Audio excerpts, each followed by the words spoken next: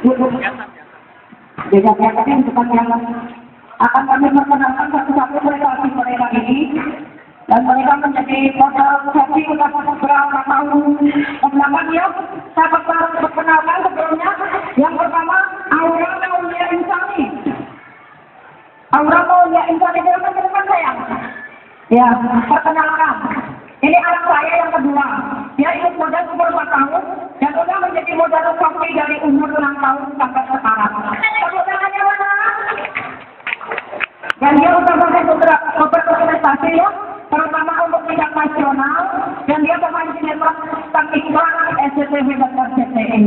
Terima kasih untuk Aura. Yang kedua ada Gita. Ya, ini kita. Dia udah beberapa prestasi, memenangkan beberapa piala dan juga di Jakarta dengan model batik dan busana Vespa. Dan dia menjadi model seperti yang pertama ini yang bisa dilihat bakatnya sudah kelihatan ibu-ibu. Ya, terima kasih untuk kita. Yang ketiga, ini dari tingkat dewasa ada Dinda Sumadewi. Ya, ini model berprestasi di Cianjur. Kemarin sudah menang juara 1 busana Metro dan busana Army di Jakarta tingkat nasional. Dan sebagai pemenang juga, dia sudah sering